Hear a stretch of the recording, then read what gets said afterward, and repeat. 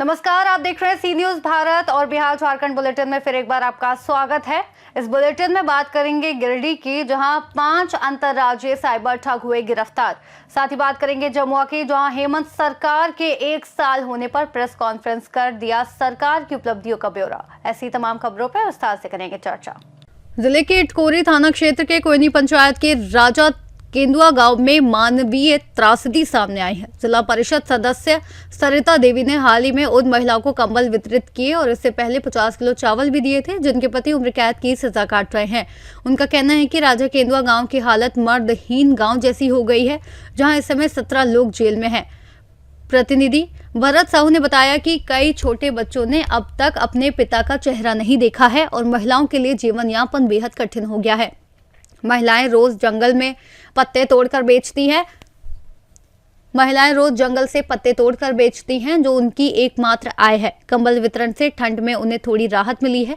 ये घटना गांव की उस त्रासदी को फिर सामने लाती है, जहां महिलाएं और बच्चे अपनों की सजा का बोझ झेल रहे हैं और उनके पुनर्वास व बच्चों की शिक्षा के लिए सामाजिक कार्यकर्ता और स्थानीय प्रशासन को ठोस कदम उठाने की जरूरत है।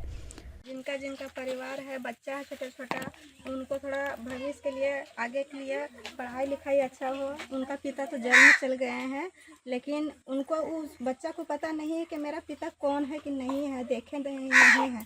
छोटा छोटा बच्चा है उन लोग को, और किसी का या आवास भी नहीं है, किसी का मैया योजना नहीं मिलता है, किसी का उज्ज्वला गैस नहीं है। और हम लोग कमाते हैं तो खाते हैं, दिन भर जाते हैं मजदूरी करने के लिए, तो दिन रात को आते हैं तो हम लोग खाना वाना बनाते हैं, ऐसा परिवार खाते हैं। तब किसी भूखे रह जाते हैं, किसी दिन हम लोग का जब चावल नहीं रहता है घर में, और किसी का पैसा नहीं है। अगर पैसा मिलेगा तब ना हम लोग खरीद कर चावल लाएंगे, खाएंगे, कमाएंगे। और बहुत समस्या क्या है। कहना चाहेंगे भरत जी, आज आप लोग के बीच में मदद करना है, क्या कहिएगा? लोग क्या कहना चाहते हैं, यही कहना चाहते हैं कि वो बच्चा को पढ़ाई लिखाई हम लोग के अच्छा से नहीं हो रहा है, नहीं खाने में जुट रहा है। जब कमाते हैं तो खाते हैं, जल सांझ खाते हैं तो बिहान नहीं, जल बिहान खाते हैं तो शाम में, इसी तरह मैं सब रह रहा है और भविष्य बच्चा का खराब हो रहा है। जितने भी बच्चे हैं इनका भविष्य पूरे पढ़ाई से लेकर पापा का प्यार से सब वंचित रह रहा है, और हम लोग बराबर सहयोग के लिए तैयार हैं और आगे भी हम लोग इसका अथक प्रयास में रहेंगे। अभी हम लोग आ रहे हैं कैंप से, वीडियो साहब से ही बात हुई है, मंगल को हम लोग आके, और सरकार का जो भी सरकारी लाभ है उसका बाखूबी हर घर में जिस तरह का जो लाभ देने लायक है हम लोग बजाते यहाँ कैंप लगा के फॉर्म भरेंगे और सरकार को उसका लाभ दिलाने का काम करेंगे। आगे हम यही चाहते हैं कि क्षेत्र के समाज सेवी से इस गरीब परिवार के लिए भी अपना कुछ दान दें, सहयोग करें। हम इतना सबका एक आग्रह करें। धन्यवाद। चतरा से सी न्यूज संवाददाता लक्की की रिपोर्ट। गिरिडीह में साइबर डीएसपी आबिद खान ने प्रेस वार्ता में बताया कि गिरिडीह पुलिस ने अंतर्राज्यीय साइबर ठगों के खिलाफ त्वरित कार्रवाई करते हुए 5 अपराधियों को गिरफ्तार किया है, जबकि एक अपराधी भागने में सफल रहा। पुलिस को गुप्त सूचना मिली थी कि कुछ साइबर अपराधी बिहार के पटना से महंगे सामान की खरीदारी कर गिरिडीह के गांडे रोड से जामताड़ा की ओर जा रहे हैं। गिरफ्तार अभियुक्तों ने स्वीकारा कि वे व्हाट्सएप पर फर्जी आरटीओ चालान, एपीके लिंक भेजकर और बैंक अधिकारी बनकर ग्राहकों की केवाईसी अपडेट कराने के नाम पर ठगी करते हैं और ठगी के पैसों से महंगे मोबाइल और जेवर खरीदते हैं। छापामारी के दौरान 10 मोबाइल फोन, 14 विभिन्न टेलीकॉम कंपनियों के सिम कार्ड और 1 बिहार नंबर का सफेद स्कॉर्पियो बरामद हुई है। इस अभियान में साइबर थाना प्रभारी रामेश्वर भगत, आनंद प्रकाश सिंह, थाना प्रभारी गांडे और पुलिस लाइन से प्राप्त सशस्त्र जवानों की सहायता रही, जिससे गिरफ्तारी अभियान सफल रहा। कल एसपी साहब को मिली गुप्त सूचना के आधार पर गांडे एवं साइबर थाना की संयुक्त टीम के द्वारा गांडे थाना क्षेत्र में एक स्कॉर्पियो गाड़ी को ट्रेस करके 5 साइबर अपराधियों को पकड़ा गया, जिसमें एक साइबर अपराधी निर्मल मंडल भागने में सफल रहा। ये साइबर अपराधी आरटीओ का चालान, ई चालान, बैंक अधिकारी बन करके एपीके फाइल भेज करके लोगों से ठगी किया करते थे। 5 अपराधी में 2 जामताड़ा जिला के हैं, कनवा थाना के, 3 बिहार के हैं। इनके पास से 10 मोबाइल, 14 सिम, एक स्कॉर्पियो गाड़ी बरामद की गई है। सर जो गाड़ी सर बरामद हुई है सर, वो कहाँ से सर रजिस्टर्ड थी? रजिस्टर्ड बिहार से है। बिहार नंबर है उसमें। उसका जांच किया जा रहा है कि कहाँ है, किसकी, उसका ओरिजिनल ओनर कौन है। तो ये सर कुछ पता चल पाया है कि सर ये लोग गिरिडीह जिला में लोग कितने दिनों से सक्रिय थे बिहार से आकर? धीरे धीरे इनको तो रास्ते में पकड़ा गया है ना, बिहार से आकर नहीं, बिहार से आ रहे थे पटना से लोग। जो पुलिस अधीक्षक को जो सूचना प्राप्त हुई कि पटना जिला से स्कॉर्पियो से कुछ साइबर अपराधी आ रहे हैं, तो इनकी टीम है। कोई पैसा मारा, पैसा उसके खाते में गया, वो महंगा सामान, सोना चांदी, मोबाइल, महंगे महंगे सामान खरीदते थे। यही इनकी टीम है। फर्दर हम लोग जांच कर रहे हैं इनके बारे में। गिरिडीह से सीनियर संवाददाता अमित कुमार की रिपोर्ट। झारखंड मुक्ति मोर्चा प्रखंड जमुआ के नेताओं ने प्रेस कॉन्फ्रेंस में झारखंड सरकार के 1 वर्ष पूरे होने पर उसकी उपलब्धियां साझा की। जिला सचिव ओम प्रकाश महतो ने बताया कि हेमंत सोरेन सरकार ने अपने वादों को पूरा करते हुए हजारों लोगों को नियुक्ति पत्र वितरित किए हैं और केंद्र सरकार से करोड़ों रुपए बकाया होने का दावा किया है। प्रखंड सचिव रोजन अंसारी ने बताया कि झारखंड सरकार आम जनता और गरीबों के हित में काम कर रही है। मैया समान योजना के तहत हर महीने 2500 रुपए की राशि दी जा रही है। अबुआ आवास जैसी योजनाओं से लाखों परिवारों को लाभ मिला है और आपकी सरकार आपके द्वार कार्यक्रम के माध्यम से हर पंचायत में कैंप आयोजित कर लोगों की समस्याओं का समाधान किया जा रहा है। उन्होंने कहा कि चुनाव के दौरान किए गए सभी वादों को पूरा करने का प्रयास जारी है। प्रेस कॉन्फ्रेंस में प्रखंड उपाध्यक्ष मुकेश कुमार रजक, कोषाध्यक्ष विजय वर्मा, ताहिर हुसैन, इस्लाम अंसारी, कलाम अंसारी और संजय यादव भी उपस्थित रहे। एक प्रेस वार्ता करके सभी जमुआ प्रखंड के वासियों को मैसेज देना चाहता हूं कि झारखंड सरकार जिस तरीके से झारखंड के जनता के लिए काम कर रही है वो बहुत सराहनीय है।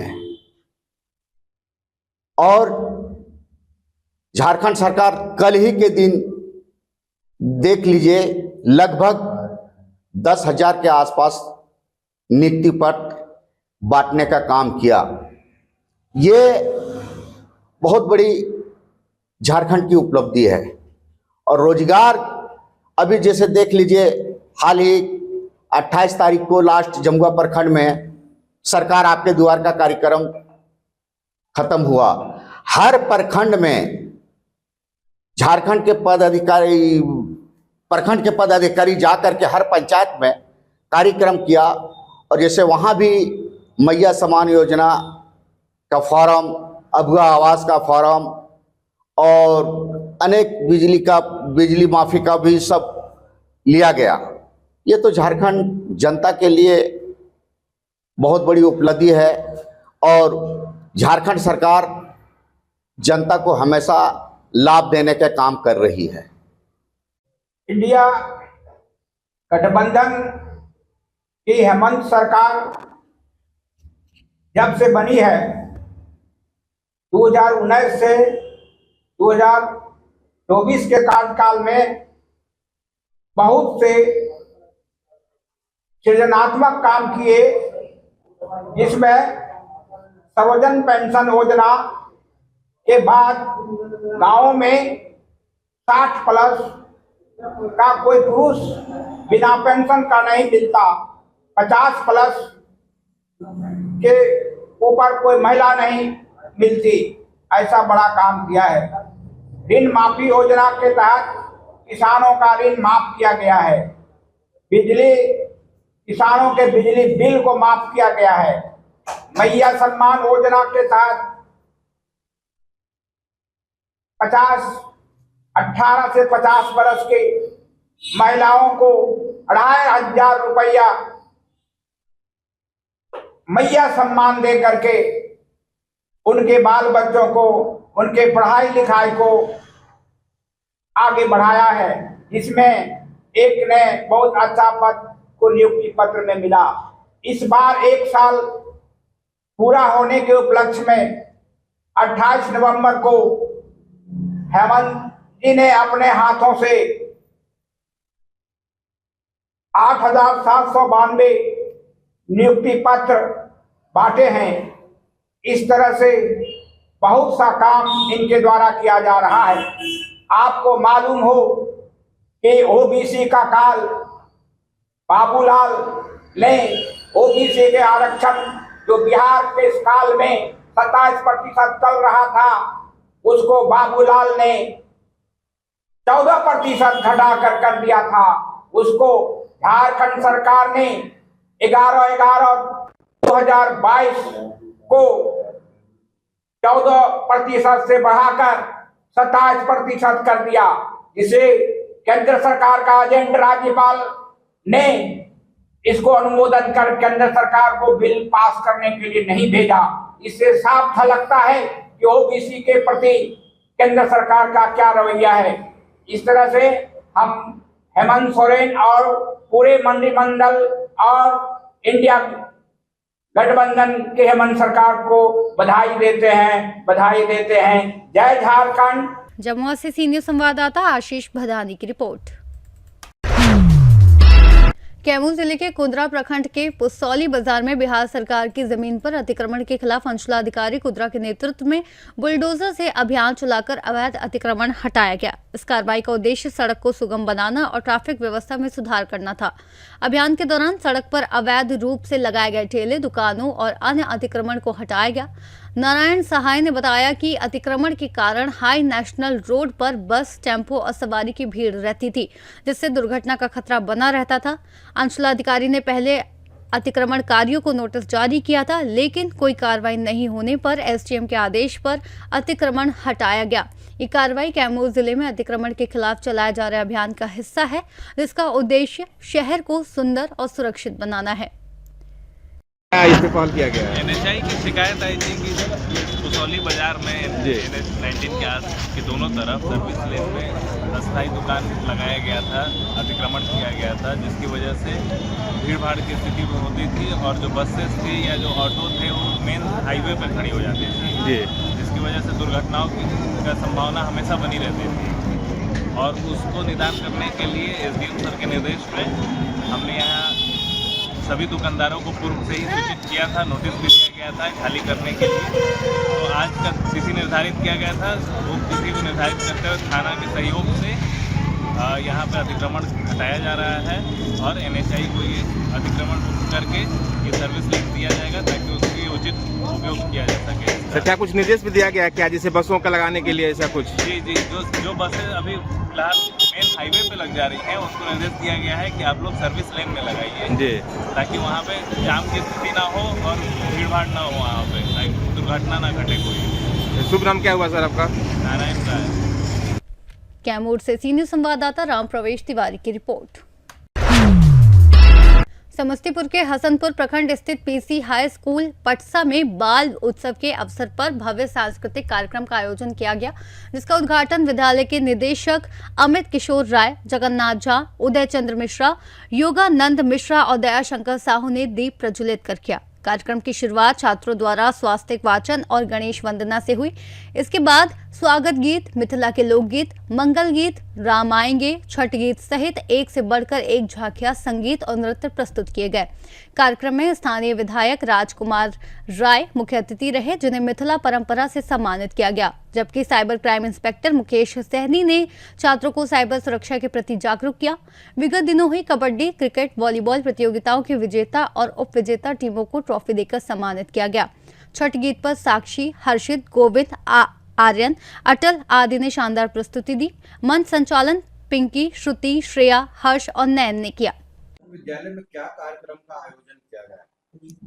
हम लोग हर एक बार बाल दिवस के अवसर पे छात्रों के लिए बाल उत्सव का आयोजन करते हैं, जो हर एक साल 14 नवंबर से शुरू होकर 25-26 तक होता था। इस बार 14 नवंबर को इस विद्यालय बंद था, इसीलिए हम लोगों ने 15 तारीख से इसकी शुरुआत की। इसमें छात्रों के लिए विभिन्न तरह का गेम का डिजाइन किया जाता है, जो दौड़ प्रतियोगिता, लंबी कूद, ऊंची कूद, cricket, volleyball, kabaddi, rangoli, painting, ये सभी तरह की प्रतियोगिता का डिजाइन किया जाता है, जिसमें हम लोगों का कोशिश होता है कि ज़्यादा से ज़्यादा छात्र भाग लें। और आज के दिन कल्चरल प्रोग्राम हम लोग कर रहे हैं, जिसमें हमारे प्ले कक्षा से ऊपर तक के छात्रों ने भाग लिया है। वो हमारी मिथिला, बिहार तथा भारत के विभिन्न राज्यों की कल्चरल थीम बेस ये प्रोग्राम है। आपको अलग अलग राज्य के कल्चर, हमारे मिथिला का कल्चर देखने को मिलेगा। उन्होंने बहुत अच्छा प्रोग्राम तैयार किया है। अभी जो मुख्य प्रतियोगिता हुई थी, जिसमें क्रिकेट, वॉलीबॉल, कबड्डी है, उसका प्राइज हम लोग उस टाइम नहीं दिए थे, तो उसमें से कुछ फर्स्ट और सेकेंड प्राइज आज के दिन हम देंगे। समस्तीपुर से सीनियर संवाददाता गौतम कुमार सिंह की रिपोर्ट। बिहार झारखंड बुलेटिन में फिलहाल इतना ही। देश और दुनिया की तमाम बड़ी जानकारियों के लिए आप बने रहिए सी न्यूज़ भारत पर।